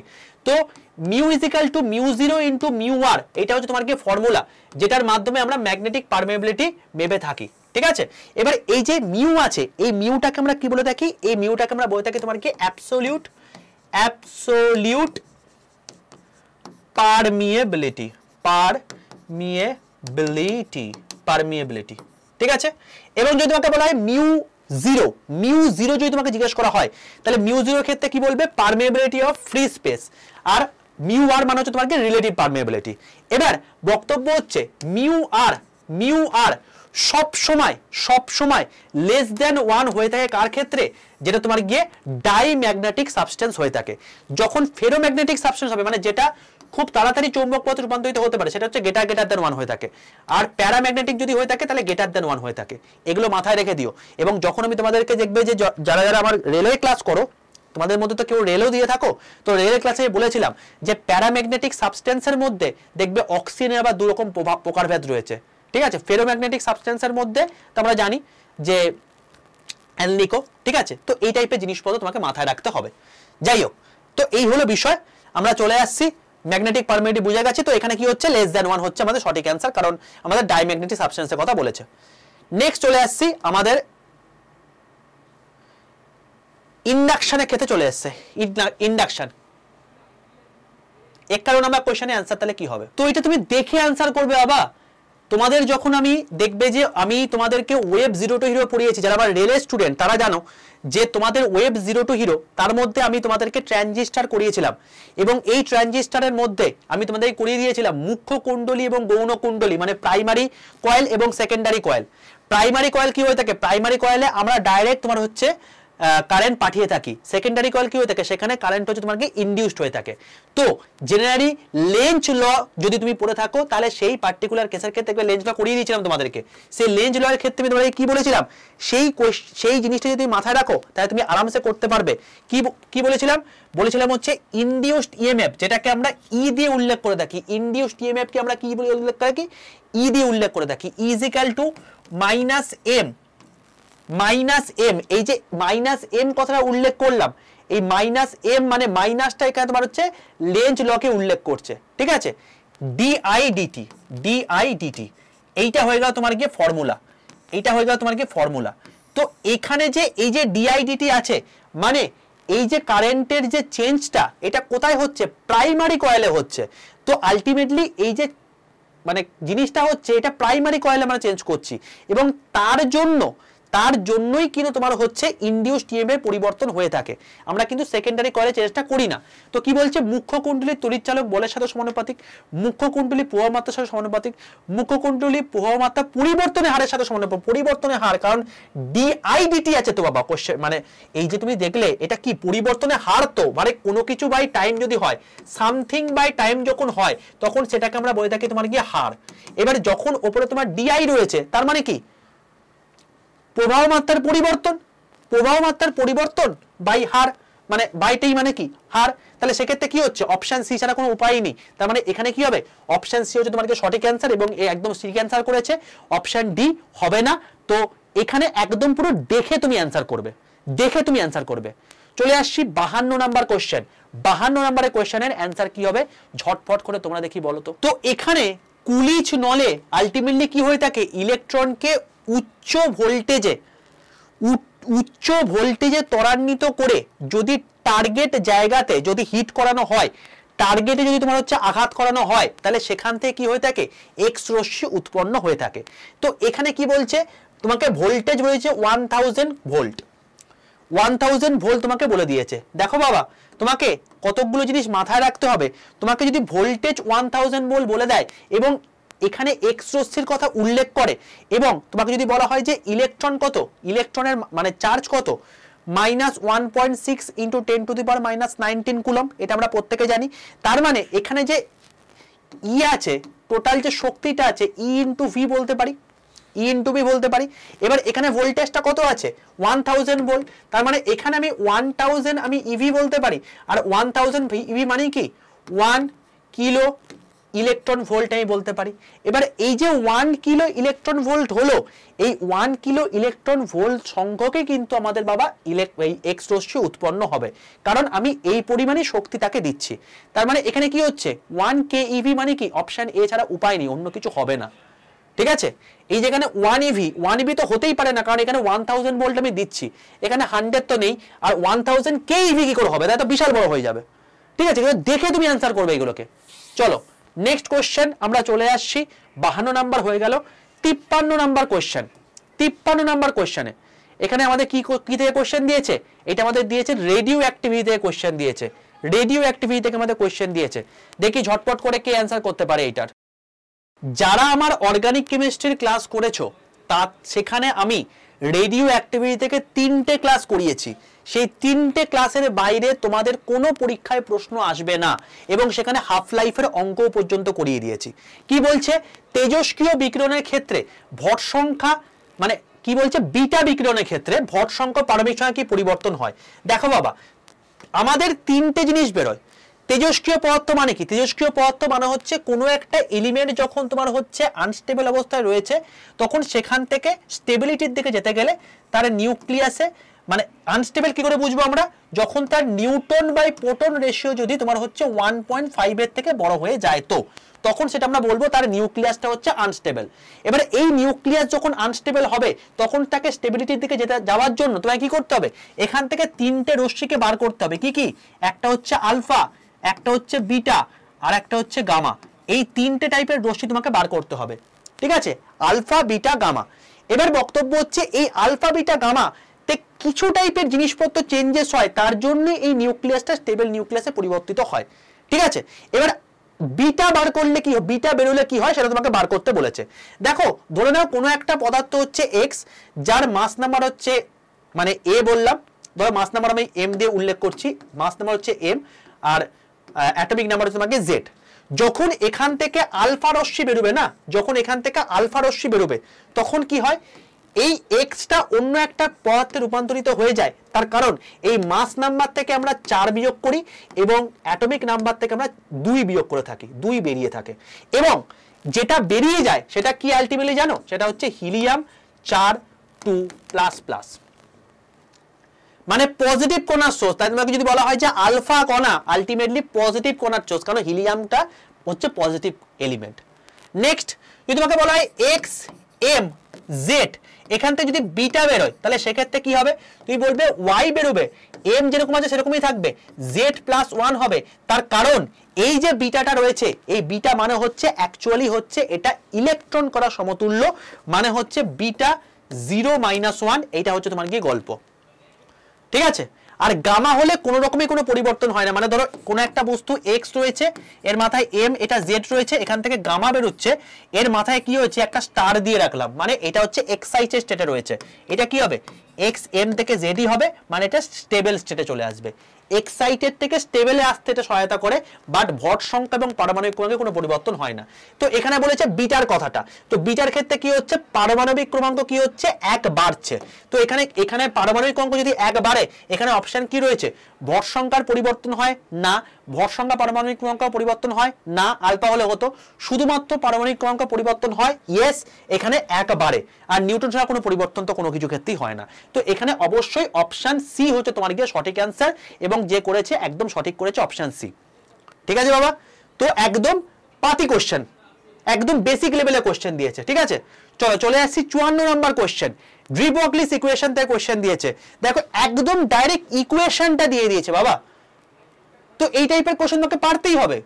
মানে এখানে তোমাকে ডি ব্রগলিস হাইপোথিসিস সম্পর্কে বলেছে। তো ডি ব্রগলিস কি বলছে, যে প্রত্যেকটা মুভিং পার্টিকেল, ঠিক আছে, প্রত্যেকটা মুভিং পার্টিকেলে একটা নির্দিষ্ট ওয়েভ ক্যারেক্টারিস্টিক্সও থাকবে তার সঙ্গে। এবং এই যে ডি ব্রগলি আছেন, এই ডি ব্রগলি তার তথ্যটা 1924 সালে আমাদের সামনে তুলে ধরেন। দেখবে যারা আমার রেলওয়ে অ্যান্ড পুলিশ চ্যানেলে আমার অ্যাটমিক স্ট্রাকচারের ক্লাস করেছো, একদম তোমাদেরকে ডেটা ধরে ধরে, তোমাদের ডেট ধরে ধরে, সাল ধরে ধরে, পর কি কি হয়েছে সেটা তোমাকেই বলেছিলাম। এবং ডি ব্রগলিস হাইপোথিসিস অ্যাকচুয়ালি এনার নাম হচ্ছে লুইস ডি ব্রগলি, ঠিক আছে। ইনি এই জিনিসটা সবার প্রথম আমাদের সামনে তুলে ধরেন 1924 সালে। এবং তিনি কি বলেছেন, তিনি বলেছেন lambda is equal to Planck constant by P. P মানে হচ্ছে তোমার ভরবেগ, ল্যামডা মানে তরঙ্গ দৈর্ঘ্য, এইচ হচ্ছে প্ল্যাঙ্ক কনস্ট্যান্ট, এবং পি হচ্ছে তোমাকে ভরবেগ। এবার ভরবেগ মানে কি, এম ইন্টু ভি, মানে হচ্ছে এইচ বাই এম ভি, মানে lambda is equal to H by M V. Option D আছে, অপশন ডি ছাড়া কোনো অপশন হতে পারে না। একদম ডাইরেক্ট তোমাকে প্রশ্ন দিয়েছে, মানে একদম ইয়ে থেকে, মানে ইকুয়েশন থেকে, ঠিক আছে। তো এটা তুমি পারবি, অবশ্যই কিছু করার নেই। চলে আসছি আমাদের লাস্ট কোয়েশ্চেন, 55 নাম্বার কোয়েশ্চেন। চলে আসছে আমাদের লাস্ট কোয়েশ্চেন আজকের, 55 নাম্বার কোয়েশ্চেন। ক্লাস কেমন লাগছে, বুঝতে পারছো তো ক্লাসে কিরকম টাইপের জিনিসপত্র পড়ানো হচ্ছে?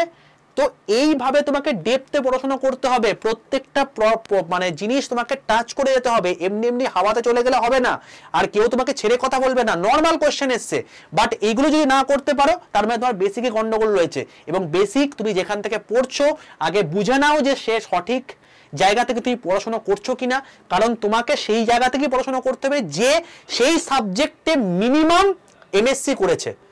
তার উপরে যদি কোয়ালিফিকেশন থেকে থাকে তো কোনো ব্যাপারই নয়, কিন্তু মিনিমাম তাকে এমএসসি থাকতে হবে সেই সাবজেক্টে, নাহলে কিন্তু হবে এই সমস্ত জিনিসপত্রগুলো তুমি ক্লিয়ার করতে পারবে না।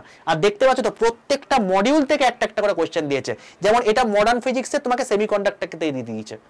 বলো এটা কি হবে, পিএনপি ট্রানজিস্টারের মুখ্য আদান বাহক কোনটা হবে? দেখো এই ট্রানজিস্টার নিয়ে একটা দারুণ জায়গা, এবং যারা আমার বন্দে ভারত ব্যাচ 3 স্টুডেন্ট তাদেরকে আমি এটা করিয়েছিলাম। পরবর্তীকালে দেখেছিলাম যে এখান থেকে রিলে অ্যাজ সাচ কোশ্চেন আসছে না, তাই আমি এই টাইপের জিনিসপত্র করাইনি। বাট এই টাইপের জিনিস না, মানে সেমিকন্ডাক্টর হচ্ছে একটা অসাধারণ একটা জায়গা। তুমি যদি এটা বুঝতে পারো এর থেকে ভালো জিনিস কিছু হতে পারে না, এবং এটা মডার্ন ফিজিক্সের মধ্যে রয়েছে। এবং দেখো তোমাদের এসএলএসটিতেও কিন্তু এই জিনিসটা এসছে। পিএনপি ট্রানজিস্টার এই যে জিনিসটা রয়েছে, এখানে পিএনপি যেটা রয়েছে, এখানে আমাদের এই তিনটে জিনিসের তিনটে আলাদা আলাদা কাজ বহন করে। তোমাদের যদি বলি এই তিনটে জিনিস কি কি কাজ বহন করছে, দেখো বাবা, এই যে পি, এই পি মানে হচ্ছে এটা ইন্ডিকেট করছে হোলকে।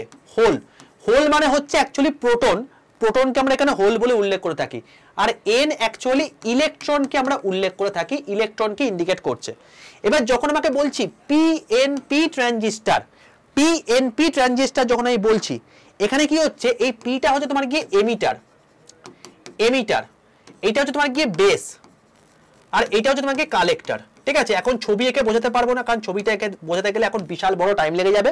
বাট যেহেতু এখানে এমিটার এবং কালেক্টর দুটোই তোমার হচ্ছে হোল রয়েছে, এবং মাঝখানে বেসটা তোমার হচ্ছে খুব থিন হয়ে যায়, তাই এখানে ইলেকট্রনের পরিমাণ কম হয়ে থাকে। আর পি যেহেতু রিপ্রেজেন্ট করছে হোলকে, তাই এখানে হোল ছাড়া কোনো অপশন হবে না, অপশন বি হচ্ছে তোমার গিয়ে সঠিক অ্যান্সার। বুঝতে পারলে? কেমন লাগলো তোমাদের এই 55খানা কোয়েশ্চেন করতে? বুঝতে পেরেছো তো? মাথার উপর দিয়ে কোনো কিছু যায়নি তো? পুরো জিনিসপত্রগুলো তুমি যদি প্রপারলি নলেজ নিয়ে পড়াশোনা করো তাহলেই এই টাইপের জিনিসপত্র করতে পারবে, না হলে কিন্তু করতে পারবে না। দেখো হাওয়াতে অনেকে অনেক কিছু কথাই বলতে পারে, কিন্তু তোমাকে সেই সমস্ত জিনিসপত্রগুলোকে দেখে এগোতে হবে যার কাছ থেকে তুমি অথেন্টিক ইনফরমেশন পাবে, অথেন্টিক জিনিস পাবে এবং অথেন্টিক মেটেরিয়াল পাবে, তবেই তুমি কিন্তু এই টাইপের জিনিসপত্রগুলো করতে পারবে। কারণ দিনের শেষে একটা কথা মাথায় রাখবে, সিলেকশন ম্যাটার করে। কোন রকম মানে কারোর কিন্তু কথাবার্তায় তুমি ইন্সপায়ার হয়ে গিয়ে তার কাছে পড়তে শুরু করে দিলে, কেউ বললো তোমাকে আমি সমস্ত কিছু করিয়ে দেবো, কেউ বললো আমি তোমাকে পার্টিকুলারলি এইটুকু করিয়ে দেবো, এরকম করে কিন্তু করতে যাও না। তুমি অবশ্যই যেখানেই পড়ো না কেন, যে টিচারের কাছে পড়ো বা নিজে পড়ো না কেন, অতি অবশ্যই তুমি দেখে নেবে যার কাছে তুমি শিক্ষা গ্রহণ করছো বা যে করছে তার এক্সপিরিয়েন্স আছে কিনা, 1 নাম্বার কথা এই ফিল্ডে। 2, সে পার্টিকুলারলি যে সাবজেক্ট পড়াচ্ছে সেই সাবজেক্টে মিনিমাম কোয়ালিফিকেশন তার পিজি রয়েছে কিনা, না হলে কিন্তু বাবা সেই এই টাইপের জিনিসপত্রগুলো কিন্তু ভালোভাবে তোমার কাছে প্রকাশ করতে পারবে না। এবং সেই জন্যই এত কম সময়ের মধ্যে আমাকে যেহেতু রেলের বাচ্চাকেও সামলাতে হবে, এসএসসি আছে, পিএসসি আছে, তো ওদেরও যেহেতু সিলেবাসে হিউজ টানাপোড়েন রয়েছে, আমার পক্ষে গোটা ফিজিক্স তোমাদেরকে পুরোপুরি মানে কমপ্লিট করানো সম্ভব নয়। তাই আমাদেরই ফিজিক্সে আমি খুব ছোট একটা পার্ট করাবো, এবং তার সঙ্গে সঙ্গে জয় স্যারও তোমাদেরকে পড়াবেন, এবং তার সঙ্গে সঙ্গে তোমাদের যিনি মেন ফিজিক্সটা করাবেন তিনি ফিজিক্সে অলরেডি খড়গপুর আইআইটির পিএইচডি হোল্ডার। ঠিক আছে, তিনি, তার যদি তোমাকে বলা হয় যে সুদীপ চক্রবর্তী তার নাম, ঠিক আছে, বিএইচইউ বেনারস হিন্দি ইউনিভার্সিটি, সেখান থেকে সে গোল্ড মেডেলিস্ট। সে অ্যাস্ট্রোফিজিক্স নিয়ে পড়াশোনা করে তার মেন থিসিসের সাবজেক্ট ছিল হচ্ছে কসমোলজি। তার সম্পর্কে যদি বলতে যাই না, এখন একটা তোমার টোটাল পাতা লেগে যাবে তার মানে সম্পর্কে বলতে গেলে। তো এত কিছু জিনিসপত্র রয়েছে, তাই তোমাদেরকে একটা কথাই বলবো, তোমরা যেখান থেকে যা কিছুই পড়ো না কেন সেটা অথেন্টিক কতটা, সেই জায়গাটায় যে পড়াচ্ছে তার মানে দৌড় কতটা, সেটা তুমি দেখে শুনে তারপরে কিন্তু অতি অবশ্যই পড়তে এসো। ঠিক আছে, কারণ দেখো সুযোগ এসছে এত বছর পর, কখনোই কিন্তু নিজের স্বপ্ন নিয়ে ছেলেখেলা করো না, কারণ না হলে কিন্তু এই স্বপ্নই থেকে যাবে। চরিতার্থ কিন্তু কখনোই হবে না, কারণ বুঝতেই পারছো এই দীর্ঘ এত বছর পর এসএলএসটি এসছে, 9 বছর পর এসএলএসটি হওয়ার পর এরপরে আবার কবে আসবে কেউ জানে না। তাই এবারই পেতে হবে, এই বছরই পেতে হবে, এবং সেই জন্যই তোমাদের স্বপ্ন যাতে চরিতার্থ করতে পারি, যেহেতু 2 মাস সময় রয়েছে, আমরা কেউ একা দায়িত্ব নিইনি। ফিজিক্সে তোমাদের 3 জন, কেমিস্ট্রি তোমাদের 3 জন, পরবর্তীকালে আরেকজন আসবেন যিনিও একজন আইআইটি খড়গপুরের প্রাক্তনী, যিনি কেমিস্ট্রিও পড়াবেন। তো এই সমস্ত মিলিয়ে তোমাদের টোটাল এই মানে সাবজেক্টটা ফিজিক্যাল সায়েন্স, যেটা ফিজিক্স এবং কেমিস্ট্রি নিয়ে তৈরি, টোটাল জিনিসটা করাতে তোমাদের মোটামুটি মিনিমাম 6 জন, ম্যাক্সিমাম 7 জন, 200 ঘন্টার বেশি তোমাদের ক্লাস হবে, যেখানে পুরো জিনিসটা তোমাদের কমপ্লিট করিয়ে দেওয়া হবে, যার বাইরে তোমাকে অন্য কিচ্ছু দেখার দরকার নেই।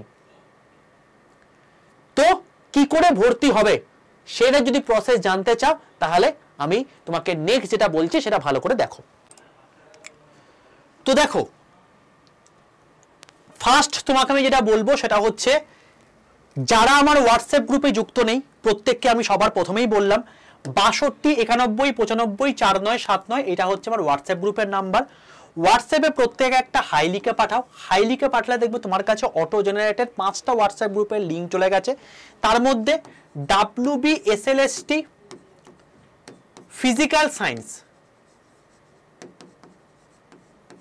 এই জিনিসটা যদি তুমি চাও, তাহলে সেক্ষেত্রে মানে সেই গ্রুপে জয়েন করে যাও, এখান থেকে তুমি গাইডেন্স পেয়ে যাবে। প্রথম জিনিস, কারা কারা কেমিস্ট্রির, ফিজিক্সের যেমন করলাম, কেমিস্ট্রিরও যারা সলিউশন চাও 2016 সালের, অতি অবশ্যই কমেন্টে লিখে জানিও, তাহলে আমি কেমিস্ট্রির ক্ষেত্রেও আমি ভেবে দেখব। ফিজিক্যাল সায়েন্সটা এখন বর্তমানে চলছে, যদি তোমরা 11-12 এর ফিজিক্স চাও বা 11-12 এর কেমিস্ট্রি চাও তাহলেও জানিও, তাহলে সেই অনুযায়ী তোমাদের ডিমান্ড অনুযায়ী আমি ব্যবস্থা করব বাকি পার্টগুলোর, ঠিক আছে। তো এবার তোমাদেরকে বলি, যারা 9-10 এর কথা ভাবছো তাদের ক্ষেত্রে কি কি জিনিসপত্র থাকছে। দেখো, WBSLST 2025 ফিজিক্যাল সায়েন্স 9-10 এর জন্য তুমি বুঝতেই পারছো এত বড় একটা সিলেবাস, মানে 9-10 দেওয়ার জন্য তোমাদের কিন্তু মানে গ্র্যাজুয়েশন লেভেলে মিনিমাম পাস কোর্সের লেভেলে পড়াশোনা করতে হবে, এটুকু দেখে বুঝতে পেরেছো। তো 20 জুন থেকে তোমাদের ব্যাচ শুরু হচ্ছে, 12 মাস তোমাদের ভ্যালিডিটি থাকবে, বাট থেকে কিছু লাভ নেই, কারণ তোমাদের 3 মাসের মাথায় পরীক্ষা রয়েছে। তোমাদেরকে টোটাল ফিজিক্স থেকে আমরা 3 জন পড়াবো, কেমিস্ট্রি থেকে তোমাদেরকে আমি বলতে পারি একদম বেস্ট টিচার, সবাই মিলে 3 জন, পরবর্তীকালে আরেকজন যোগ করলে টোটাল 4 জন হবে।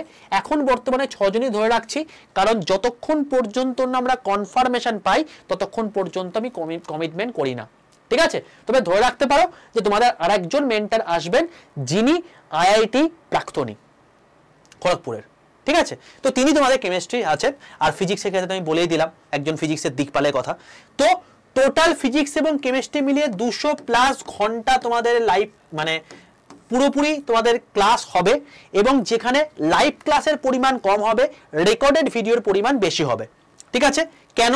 তার কারণ রেকর্ডেড ভিডিওতে বেশি ইন্টারাকশন হয় না, টোটাল জিনিসপত্রগুলো পড়িয়ে দেওয়া হয়, কারণ এখন টাইম নেই অত ইন্টারাকশন করে কথাবার্তা বলার। যখনই ধরো তোমাদের ইউনিট 1 এর ধরো 5টা চ্যাপ্টার রয়েছে, প্রথম 2টি চ্যাপ্টার পড়ানো হয়ে গেল, একটা ডাউট ক্লিয়ারিং সেশন রাখা হয়ে গেল, সেই প্রথম 2টো সেকশন থেকে তোমার দেখা হয়ে যাওয়ার পর রেকর্ড, তোমার যা যা ডাউট আছে তুমি সেই ডাউট ক্লিয়ারিং সেশনে এসে তুমি কমিউনিকেট করে নিলে, তুমি ডাউটটা ক্লিয়ার করে নিলে, তারপর আবার সেকেন্ড 2টো করে গেল। মানে এইভাবে আমরা কি করব, তোমাদের পুরো জিনিসটাকে কমপ্লিট করে দেবো যত তাড়াতাড়ি সম্ভব। তো পুরো জিনিসটা একদম সঠিক ওয়েতে তোমাদেরকে এই ব্যাচের মধ্যে করিয়ে দেওয়া হচ্ছে, যেটা দেখার পর তোমাকে আর কোনো জায়গায় ভটকাবার দরকার নেই, এবং এখান থেকে যারা পড়াশোনা করবে ঠিকঠাক করে সিলেকশনে ভরিয়ে দেবো, এইটুকু বলতে পারি।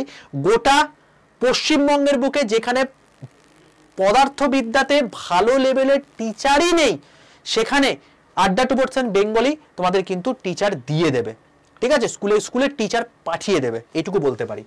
তো যারা চাইছো ব্যাচটা, প্রত্যেকে কি করবে, প্লে স্টোরে চলে যাও, প্লে স্টোরে গিয়ে লেখো আড্ডা 247, ADDA 247, দেখবে সার্চ করলে একটা ত্রিভুজাকৃতি লোগোওয়ালা অ্যাপ দেখতে পাচ্ছ, অ্যাপটাকে ডাউনলোড করো, ইনস্টল করে ফেলো, দিয়ে লগইন অপশন আসবে, লগইন অপশনে ক্লিক করলে তুমি নিজের ফোন নাম্বার দেবে, ফোন নাম্বার দিলে তোমার কাছে একটা অটো জেনারেটেড ওটিপি চলে আসবে, ওটিপিটা পোর্ট করে তোমার লগইন কমপ্লিট হয়ে যাবে। এরপর তুমি অ্যাপটা কি ভাষা চালাতে চাইছো, বাংলায় নাকি ইংলিশে, সেই বুঝে তুমি হ্যালোতে ক্লিক করো। যদি বাংলায় চাইতে তাহলে বাংলা হ্যালোতে, যদি ইংলিশে চালাতে চাও তাহলে ইংলিশ হ্যালোতে ক্লিক করো। এরপর তোমরা যেহেতু এসএলএসটি পরীক্ষা দিচ্ছ এবং এসএলএসটি কিসের এক্সাম, স্টেটের এক্সাম, তো কেউ গভর্নমেন্ট জব এক্সামে সিলেক্ট করবে না, স্টেট এক্সামে সিলেক্ট করবে। স্টেট এক্সামের পাশের অ্যারোটা সিলেক্ট করলে তুমি দেখবে এখানে ওয়েস্ট বেঙ্গল কথা দেখাচ্ছে, তুমি সঠিক জায়গায় চলে এসছো। যখন দেখবে আড্ডা টোপরসের নিচে ওয়েস্ট বেঙ্গল কথা দেখাচ্ছে, তুমি সঠিক জায়গায় চলে এসছো। এরপর নিচে ডান দিকে স্টোর অপশন আছে, স্টোরে চলে আসো। যদি এখানে আড্ডা টোপরসের নিচে ওয়েস্ট বেঙ্গল না দেখায়, অন্য কিছু দেখায়, আবার তুমি এখানে ক্লিক করে তুমি আবার স্টেট এক্সাম সিলেক্ট করে ওয়েস্ট বেঙ্গল সিলেক্ট করে নেবে। ঠিক আছে, এবার নিচে ডান দিকে স্টোরে চলে আসো। স্টোরে ক্লিক করে তুমি দেখতে হবে এখানে তোমার হচ্ছে ভিউ অল বলে একটা অপশন রয়েছে। এই ভিউ অলে ক্লিক করলে তুমি দেখবে এখানে একটা এসএলএসটি বলে অপশন পাচ্ছ। এই মাঝখান করে দেখবে একটা এসএলএসটি বলে অপশন পাচ্ছ। এই ডাব্লিউবি এসএলএসটি ক্লিক করলে তুমি দেখবে এখানে উপরে এসএলএসটি ওয়ালা এই টাইপের ট্যাগে অনেক কিছু জিনিসও দেখাচ্ছে, যেমন এসএলএসটি ইংলিশ ব্যাচ আছে, ম্যাথ ব্যাচ আছে, লাইফ সায়েন্স ব্যাচ আছে, বা বেঙ্গলি ব্যাচ আছে। তো ঠিক তেমনিভাবে ফিজিক্যাল সায়েন্স ব্যাচটা আছে, একটু নিচের দিকে স্ক্রল করে দেখতে হবে, দেখবে এরকম দেখাচ্ছে WB SLST physical science batch, Bengali life science তোমাকে বললাম। তো এই যখন দেখাবে এটাই ক্লিক করবে, এটাই ক্লিক করে তুমি দেখবে 4,999 টাকা তোমাকে প্রাইস দেখাচ্ছে। স্যার বলবে যে স্যার আমার প্রাইসটা মনে হচ্ছে অনেকটা বেশি। দেখো বাবা, একটা কথা তুমি কান খুলে শুনে রেখে দাও, তুমি কোথায় পড়তে এসছো? আড্ডা 247-এ। কেন পড়তে এসছো? যেখানে সবচেয়ে বেশি সিলেকশন দেওয়া হয়ে থাকে।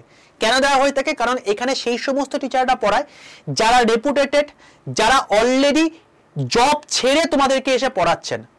তো সেই সমস্ত বুঝতেই পারছো, আইআইটি প্রাক্তনীদেরকে নিয়ে আসছে হচ্ছে যে আইআইটি স্কলার অলরেডি পিএইচডি করা, তারা যদি এখানে এসে পড়াতে আসে তাদেরকে সেই রকম রেমুনারেশন দিয়েই তাদেরকে আনতে হবে, এমনি এমনি কিন্তু করা সম্ভব নয় বাবা।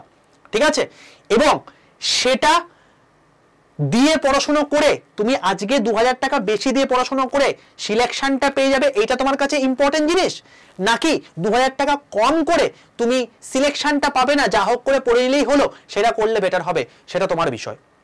ঠিক আছে, আমি এটুকু বলতে পারি, তুমি এখানে চলে আসার পর তোমাকে আর কোনো দিকে তাকাবার দরকার নেই, যা বলে দেওয়া হবে সেগুলো ভালো করে করো, that will be more than sufficient. ঠিক আছে, তো সেই জন্য এই অ্যামাউন্ট দাম রাখা হয়েছে। এর থেকে এক বিন্দু দাম কমবে না, বরং দাম বাড়বে, কারণ দুটো সাবজেক্ট এই লেভেলের টিচাররা পড়াবেন এবং 7 জন টিচার টোটাল মিলিয়ে হচ্ছে। ঠিক আছে, তো মজা নয় সবকিছু। তো এবার এই যে দাম দেখা যায় 4,999 টাকা, এটা তোমার মোটামুটি 5,000 টাকা দাম, কিন্তু এই অ্যামাউন্টটা পড়বে না, এর থেকে কম পড়বে।